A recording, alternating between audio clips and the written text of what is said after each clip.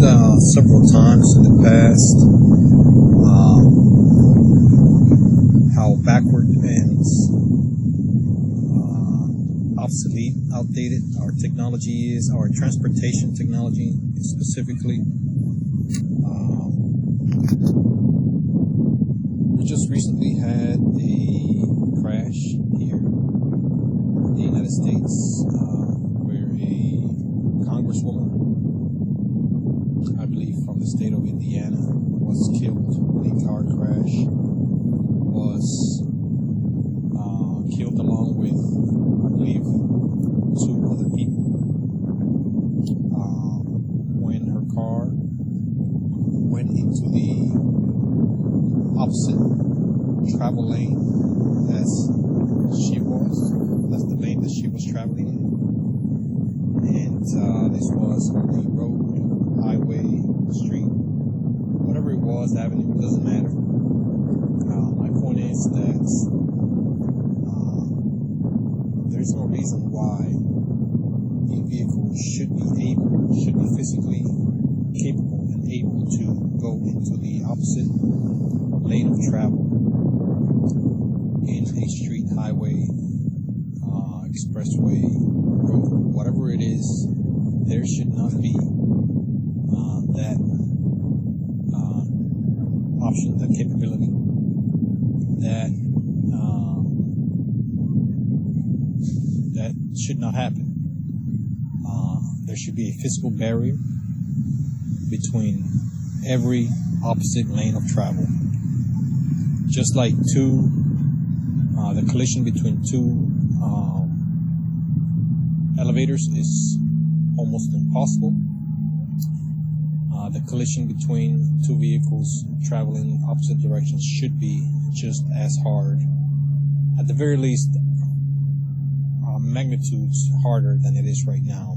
I mean, right now, the only roads here, from my experience in the United States, that have a division in between are considered boulevards and highways, basically very heavily trafficked roads. And even in some instances, even those are only divided by a single line, a single curve or raised curve, which could easily be crossed over by any vehicle, even small vehicles that are low to the ground, let alone trucks and SUVs that are higher from the ground that could easily cross over these curves. There should be a barrier at least a few feet high that would be quite substantial.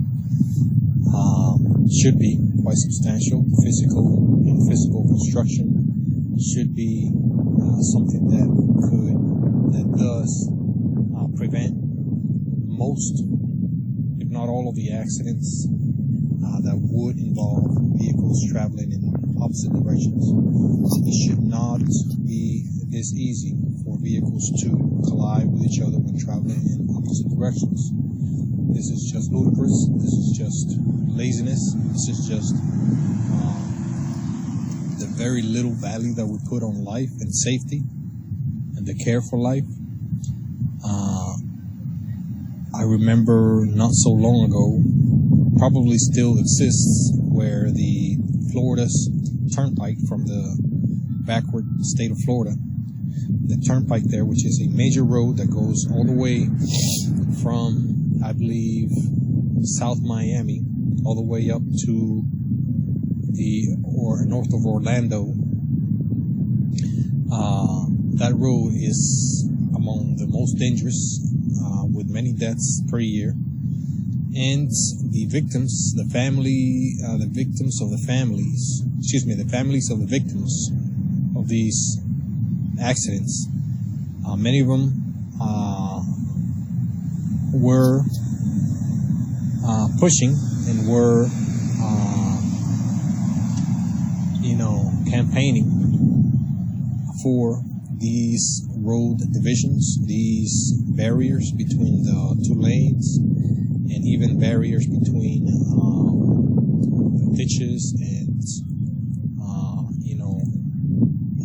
barricades on the side of the roads that cause a lot of cars to flip over and go into low ground, and even go into waterways, canals, stuff like that.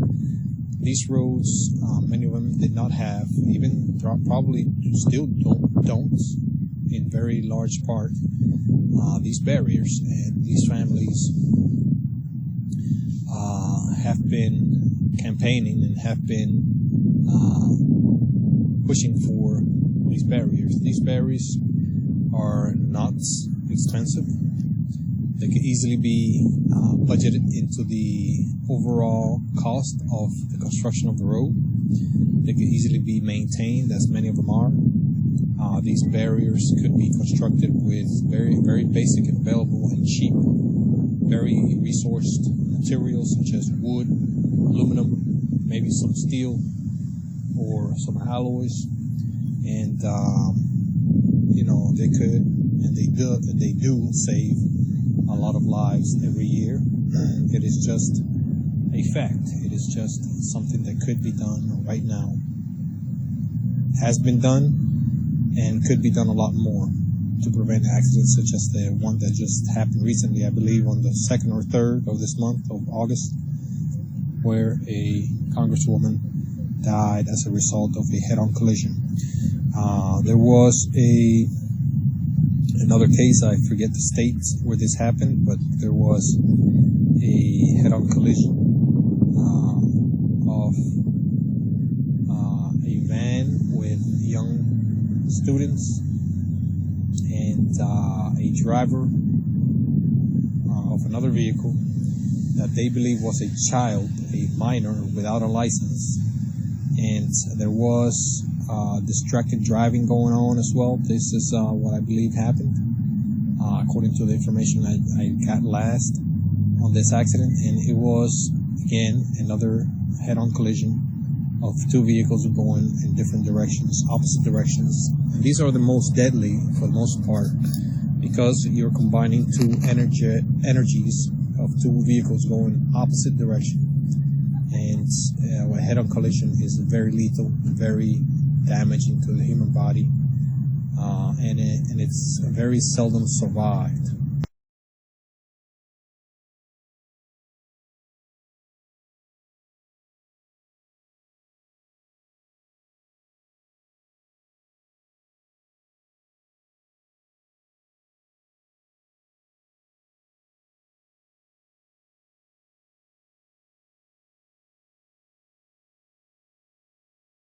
Texas dad high on meth while driving truck that hit college golf team's van in fatal collision. Investigators.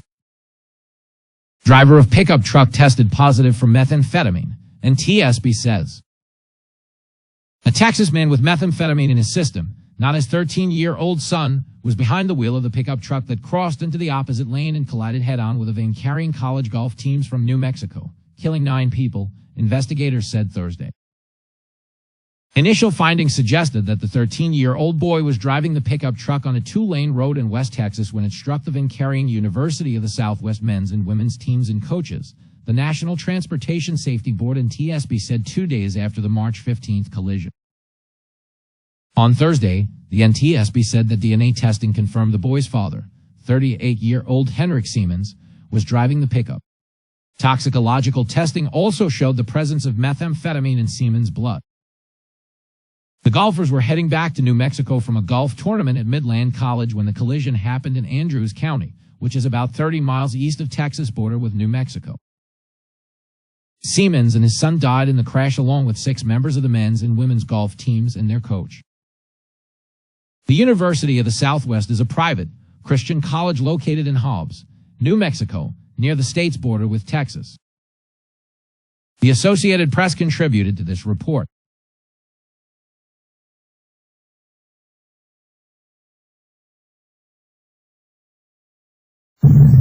Let alone, survived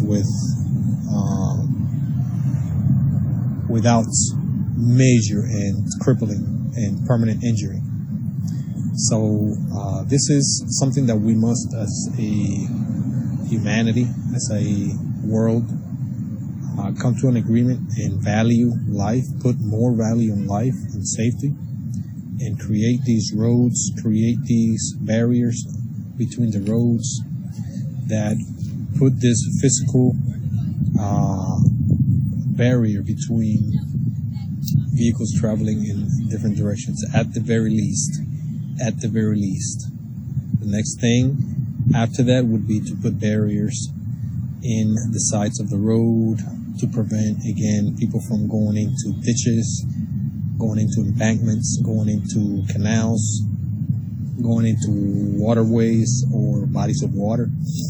So this is what I advocate for, what many have advocated for, including those that have had loved ones be victims of these accidents, which are horrific, which are quite debilitating even for those that survive them, and which are frankly something that could be almost completely prevented.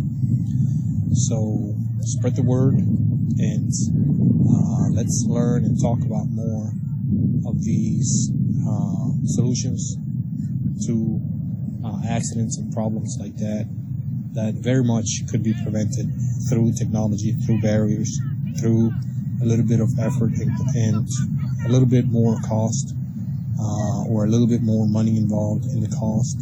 Not much, probably not even more than it already involves. And again, let's talk more about this. I would like to hear what you think. Thanks.